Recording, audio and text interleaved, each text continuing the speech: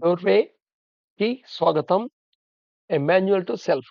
తీవ్రమైన మరియు నిజాయితీ గల సహ అభ్యాసకుల కోసం ఈ వీడియోల శ్రేణి వేచి ఉంది.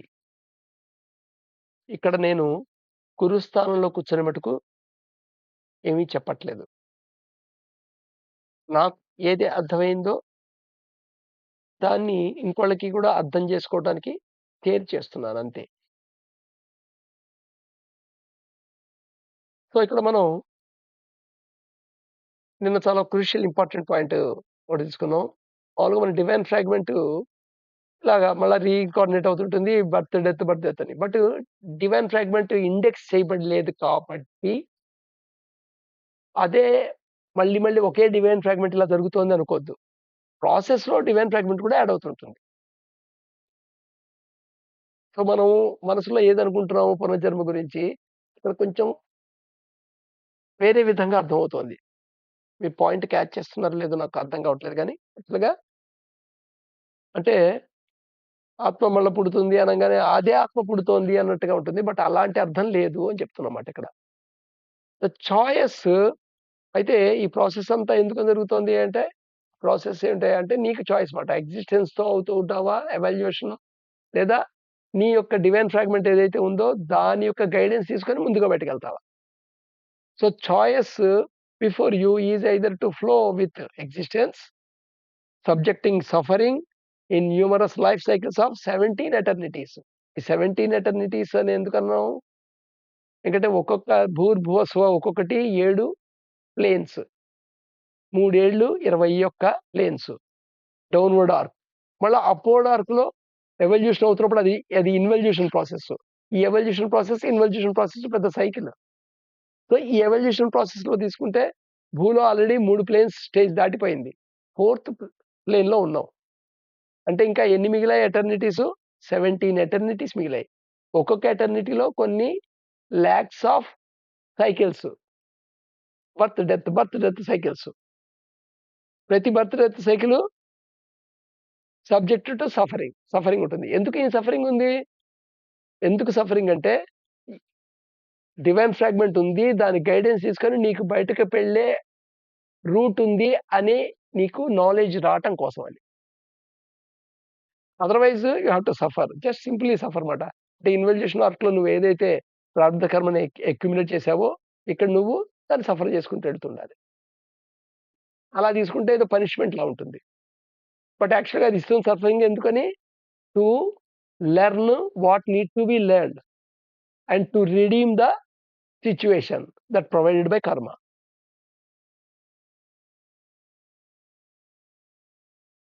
So, numerous life cycles of 17 eternities as a consequence of experiencing the existence. So, existence మొత్తాన్ని ఎక్స్‌పీరియన్స్ అవుతూ కూడా ఎవల్యూషన్‌లో 17 ఎటర్నిటీస్ ఆప్షను. లేదు 17 ఎటర్నిటీస్ బదులు నువ్వు షార్ట్‌కట్‌లో వెళ్తావు ప్రాబ్లమ్. 17 ఎటర్నిటీస్‌తో పోల్చుకుంటే సపోజు దీని యొక్క టూల్స్ వాడి, యోగా యొక్క టూల్స్ వాడి నువ్వు కొన్ని లాక్ ఇయర్స్‌లో వెళ్ళిపోతాను క్రియేషన్‌లోకి అనుకున్నా సరే, అది చాలా అడ్వాంటేజే. ఒక్కొక్క ప్లేన్‌లోనే కొన్ని లక్షల జన్మలతో పోల్చుకుంటే, మొత్తం కలిపి ఓ 1,00,000 జన్మల్లో వెళ్ళగలుగుతామన్నా అది చాలా ఆనందమే.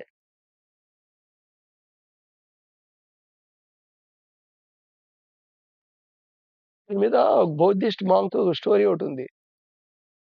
ఎవాల్యుయేషన్ చేస్తున్నప్పుడు బుద్ధ వాడి యొక్క ఆనంద్‌తో మాట్లాడుతూ, ఆనంద్ అనే ప్రధాన శిష్యుడు మాట్లాడుతూ, వాళ్ళని చూస్తూ ఇతనికి ఆహ్, జ్ఞానోదయం అయిపోతుంది. ఎన్‌లైటన్‌మెంట్ వచ్చేస్తుంది ఇతనికి. ఆహ్, సాల్వేషన్ వచ్చేస్తుంది. He is free from the existence, suffering. ఆ! బట్ ఎన్నాళ్ళు పడుతుందంటే, వాడు ఏ చెట్టు కింద తపస్సు చేస్తున్నాడో, ఆ చెట్టుకి ఎన్ని ఆకులున్నాయో అన్నేళ్ళు పడుతుందంట. సో, వాడికి ఆ విషయం చెప్పంగానే వాడు వెంటనే డిస్పారిటీ ఫీల్ అవుతాడు. అమ్మో! ఇంకా ఇన్ని లక్షలా అని. అదే ఇంకో బౌద్ధిస్ట్ మాంక్ దగ్గరికెళ్ళినప్పుడు వాడు ఎవాల్యుయేషన్ ప్రాసెస్‌లో వాడు సముద్రం ఒడ్డున ఉంటాడు. ఒక గుప్పెడు ఇసుకలు తెచ్చి, ఇసక రేణువులిచ్చి, ఈ గుప్పెడు ఇసుక రేణువులు ఎన్నున్నాయో అన్ని జన్మల్లో వీడు సాల్వేషన్ పొందే అవకాశం ఉంది అని బుద్ధుడు చెప్తే, వాడు చాలా ఆనందపడతాడు. ఈ సముద్రం ఒడ్డంతా ఉన్న ఇసుక రేణువులతో పోలిస్తే ఈ గుప్పెడు ఇసుక రేణువులు ఎంత తక్కువ అని. సో, ఇంచుమించు అదనమాట ఇక్కడ important point. So, anyway are taking charge of journey of upwards. ఇప్పుడు అప్‌వర్డ్ ఆర్క్‌లో ఉన్నాం కాబట్టి, ఈ అప్‌వర్డ్ ఆర్క్‌లో మనం జర్నీని టేకింగ్ చార్జెస్ తీసుకోవచ్చు. మన మన మన భుజస్కంధాల మీద తీసుకోవచ్చు. On your shoulders. మరి అప్‌వర్డ్ ఆర్క్‌లోనే ఉన్నామని అనే దానికి నిదర్శనం ఏమిటి? దీనికి నిదర్శనం ఏమిటి అంటే అనుమానమే. ఈ బాడీ అండ్ మైండ్ కాకుండా ఇంకోటి ఏంటి లోపల విట్‌నెస్ చేస్తోంది అని ఒక అనుమానం ఉంది గదా! కాన్షియస్ కాన్షియస్‌నెస్‌లో నువ్వు నీ బాడీ అండ్ మైండ్‌ని నువ్వు అవేర్‌లో ఉండగలుగుతున్నావు. But who is awaring of it అనే అనుమానం ఉందే, ఇలాంటి అనుమానం కేవలం నీకు లోపల డివైన్ ఫ్రాగ్మెంట్ సిగ్నల్ నుండే వస్తుంది. సో, అపోలో ఆర్క్‌లో ఉంటేనే అవకాశం ఉంది. లేతే అదర్‌వైజ్ అది ఒక జస్ట్ ఓన్లీ విజిటర్ అంతే. స్పెక్టేటర్, విట్‌నెసర్ అంతే. So, and consciously allow divine fragment to guide to finish the game of existence. ఈ ఎగ్జిస్టెన్స్‌లో ఈ పునర్జన్మ సైకిల్స్ గుండా ఇదంతా తిరగటం, ఈ ఇన్వల్యూషన్, డివల్యూషన్, ఈ సైక్లింగ్ ప్రాసెస్ ఇదంతే ఎటర్నిటీస్ ఉన్న ప్రాసెస్. ఇదంతా ఒక చిన్న గేమ్ లాంటిది. అందుకని భగవంతుడి లీల అని చెప్తుంటారు దీన్ని. కానీ ఎగ్జిస్టెన్స్ నుండి బయటికెళ్ళటానికి నీకు ఆప్షన్ ఉంది గేము. ఇన్వల్యూషన్ ఆర్క్‌లో లేదు. కానీ ఎవల్యూషన్ ఆర్క్‌లో ఉంది. సో, ఎవల్యూషన్ ఆర్క్‌లోనే నువ్వు ఆడటానికి ఛాన్స్ ఉంటుందన్నమాట. సో, ఈ అపోలో ఆర్క్‌లో ఈ సఫరింగ్ అన్నీ అందుకనే పతంజలి గ్యారంటీ చేసాడు. తన యొక్క సూత్రాల్లో చెప్తాడనమాట. యోగా ప్రాసెస్ వల్ల ఫ్యూచర్ అప్‌కమింగ్ సఫరింగ్ ఉందే అవి గూడా వార్డెడ్ ఆఫ్ అవుతాయి. ప్రెజెంట్ జన్మలో సఫరింగ్ గాదు. ఫ్యూచర్ జన్మలో సఫర్స్ కూడా వార్డింగ్ ఆఫ్ అవుతాయి అని జెప్తాడు. So, to finish the game of existence as early as possible with upcoming suffering warded off. This is what Patanjali guaranteed for a sincere worker of yoga. If you are ready to choose the option 2 ఈ second option ఉంది కదా! ఆ second option గనుక choose చేసుకున్నట్టయితే అంటే ఎగ్జిస్టెన్స్‌తో పడి ప్రవాహంలో ప్రయాణం చేయటం కాకుండా నేను ఈదుతాను, ఎదురీదుతాను అని అనుకుంటే you have to understand the body and mind. ఎందుకంటే ఈ బాడీ అండ్ మైండ్ రెండే మనకున్న టూల్స్ ఇక్కడ. ఈ ఎగ్జిస్టెన్స్ గురించి అర్థం చేసుకోవడానికి, ఎక్స్‌పీరియన్స్ అవ్వటానికి. So, functionality of body and functionality of mind కంప్లీట్‌గా అర్థం అవ్వాలి. ఎందుకంటే ఒక వస్తువుని ఎలా వాడాలో పూర్తిగా అర్థం చేసుకుంటేనే ఆ వస్తువుని సరిగ్గా వాడగలం.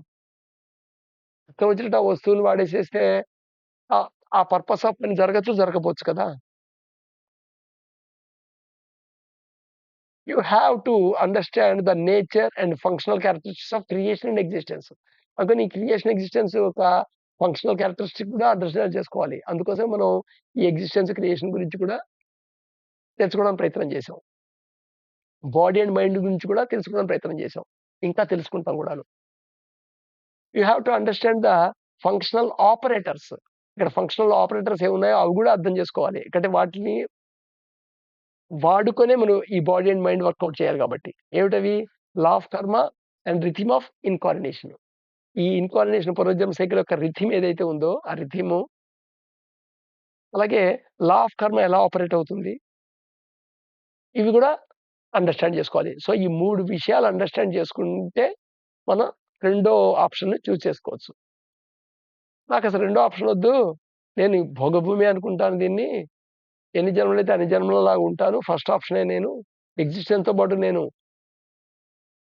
ఎవల్యూట్ అవుతాను అనుకుంటే, వాడు బాడీని అర్థం చేసుకోక్కల్లా, మైండ్‌ని అర్థం చేసుకోక్కల్లా, క్రియేషన్ అక్కల్లా, ఎగ్జిస్టెన్స్ అక్కల్లా, అలాగే కర్మ సిద్ధాంతం వాడికక్కల్లా, పునర్జన్మ సైకిల్ వాడికక్కల్లా. రేపు మళ్ళా కంటిన్యూ అవుదాం.